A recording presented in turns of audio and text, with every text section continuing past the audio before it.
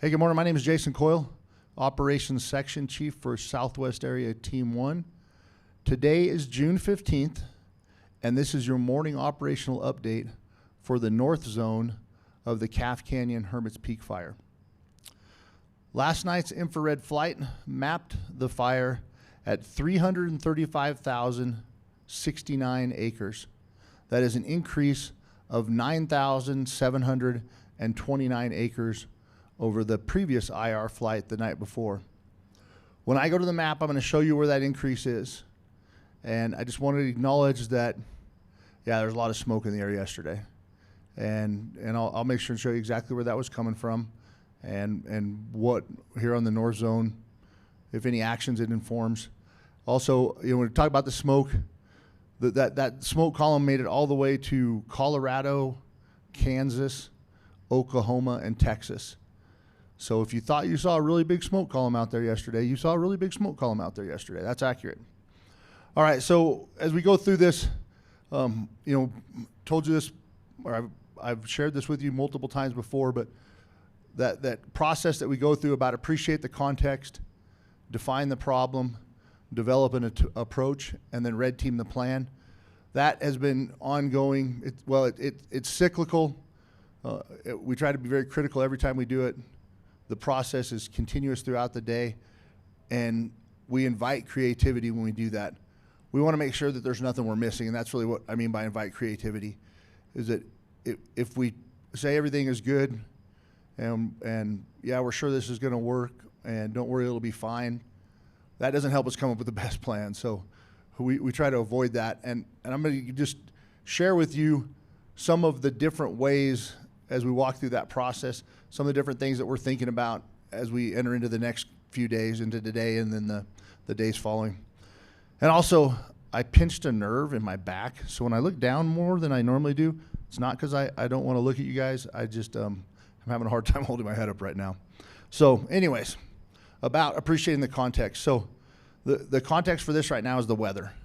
It is the weather that we have right now, the weather that's anticipated for tomorrow, and then the anticipated wetting rains that are supposed to occur starting Friday and moving on for at least the next 4 days. So what that's one part of the context. The other part of the context is that right now we have record dry fuels. And right now we also have fire strung out across 5 miles down in the Pecos Wilderness that is in a relatively continuous bed of fuel. So we could have fire spread out for 5 miles, and if there wasn't continuous fuel, like if the fuel didn't keep going from where that fire was towards where we wanted to stop it, then it wouldn't be so much of a concern. When I go to the map, I'll explain where the concerns are for us and really where the concerns aren't for us right now. And the other part of that context that's a big deal for us right now is that right today we have southwest winds. Tomorrow we're supposed to get southeast winds, and then between southeast, and that's going to kind of continue. That's, generally speaking, southeast winds are good because those are the winds that are associated with higher relative humidities, more likelihood of rain, more moisture. But southeast winds are also the winds that push the fire that has been moving to the southwest more back to the west, or moving from the southwest to the northeast, more back to the west as it moves north. All right, so the problem that we're dealing with is, if we define our problems, it is the location of the fire right now relative to our control lines. It is the potential for flooding that's coming up, and then also the potential for debris flows and other things secondary to that flooding where we're doing all of our suppression repair work. So it's literally fire, water, and earth. Those are the 3 different problems that we're dealing with right now. And when we talk about developing an approach, I think I'll go to the map for that. I think that will make it easier. And I'll also make sure and speak to what our expectations are and what we're doing to plan if those expectations aren't met. But there's just, last thing I want to close with before I go to the map is that risk, when we talk about risk and risk tolerance, the best way I like to remember that is that risk is just uncertainty about a future state. At the end of the day, if you know what's going to happen, if you drop a plate on your toe and you know it's going to break your toe and you go to the ER and you're going to be in the hospital for, then you're like, oh, there's no risk. It's dumb, but there's no risk. But it's when you don't know what's going to happen that risk, that's when the risk exists. And people's tolerance for risk, it changes over time. You can be tolerant to a certain risk, and then after you have had to deal with it for a long time, it's fatiguing. It's fatiguing just like anything else you have to do. And so I recognize that you guys have had to deal with this fire for a long time. And then yesterday, when maybe you're catching a breath before the last couple of days and thinking, hey, things are looking better. I gave you some really positive reports about containment across Division Mike, all that kind of stuff. And then all of a sudden you start seeing these big columns in the air. Man, it probably has a different feel, and it probably has a different flavor, and it probably elicits a different response than it did when it happened initially. You're a little bit more familiar with it, but you may be, I'm not saying what you are, but you also may be just less able to deal with it because you're tired of dealing with it. I get that. So that's the reason I want to keep you guys informed on our process, let you know the things that we view as fact, what assumptions we're making for the future, and how we intend to react to those. So I will get my pointer, and then we'll go to the map. All right, so we'll start down here in the part that I need to make sure I speak about so I don't forget. To orient everyone, here's Angostura. This is the 518 road going down there, and then there's Holman, and then down here is Mora. So we're going here to the west side, Pecos Drainage, going up right here. There's North Truchas Peak. This is that ridge system that we talk about, that I've talked about multiple times, going all the way up to Hickory Peak, out to Ripley Point, and then where it ties into our line. So south and east of this ridge system, south of Horseshoe Lake and Serpent Lake, yesterday we'll start with the small amount of activity, but up here by Pyramid Peak, there's actually some of the fire that was kind of hung up here on this slope, started to move down a little bit, literally in this little area right here that I'm circling. So it's no threat, but it's something that that was moving around that I just wanted to make you guys aware of, because within our zone, that was the only fire activity. But in the south zone, this is where the 9,000. I mean, maybe we got an acre. Maybe we have an acre of that growth right there. The rest of them came out of all this down here. So the fire was kind of over here like this before, and now it's over here. So right here where these H's are and these colored circles with numbers in them, which are hellish spots, this is the control line. And I'm sure the South Zone's going to talk about it, but, and if you hear it twice, great. But I was getting bumped a number of times yesterday about, hey, I thought it was within the control line, but it grew. Yes and yes. This is their control line. This is where the fire is. It was only over here like this, so that's where the 10,000 acres of growth, but it's still within their control lines. So I'll let them speak more to that, but again, I just want to make sure that I'm being clear about that, because it sounds like two different things when really it's not. The fire is most certainly spotting. There's other questions about that. Well, is the fire spotting? Yes, this fire spotted. I'm certain this fire is spotting. When you have big stands of mixed conifer burning and you have winds like you had yesterday, you're going to get spotting. So we expect more of that today. We expect more spotting today, even though the winds are going to be lighter. That's what's going on down there. And like I said, I'll let those guys speak about the rest of it, but I want to give you context about that so you can see how it relates to what it is that we're worried about up here. So this ridge, as I've said before, we're considering this a barrier.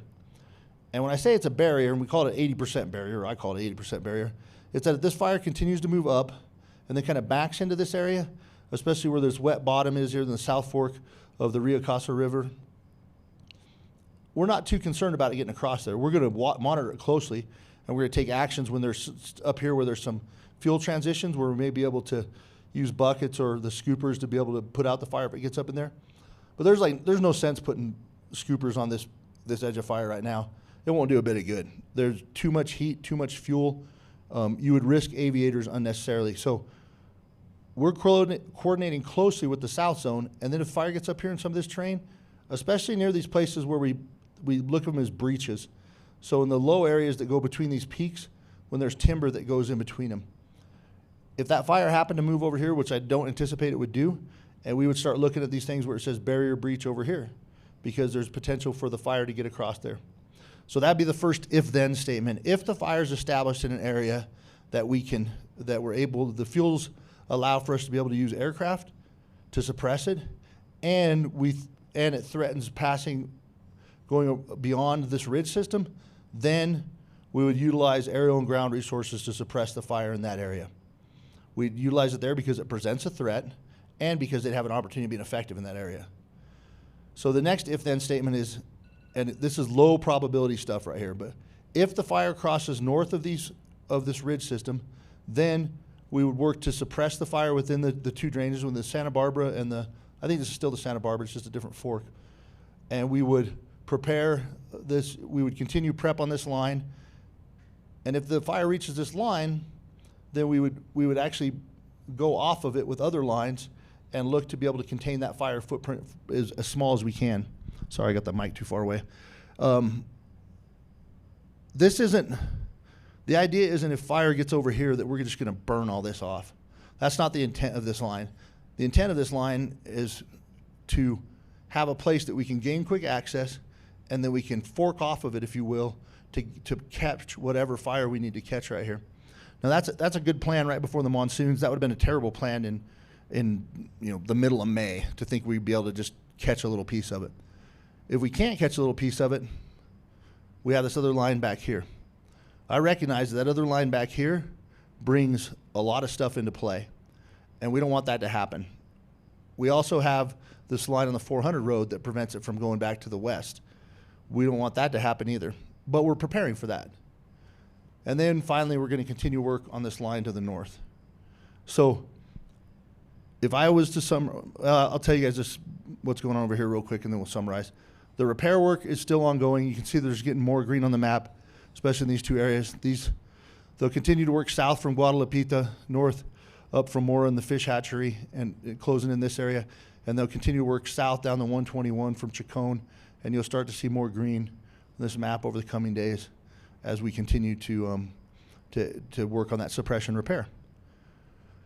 So if I was to, that sounds like I'm not going to, I'm going to summarize what I think is likely to occur over the next 72 hours. And that is that the fire will continue to move in the Pecos Wilderness to the west, and that it is, there's a chance that it would get beyond that hand line that the south zone has down there. It is unlikely that it would get beyond the ridge system. If it did get beyond that ridge system, we would be prepared for that in the ways that I just stated. And if we start drying out again, we will be prepared for that. We're going to keep doing our work until the monsoons are in full swing. But we have really good weather coming.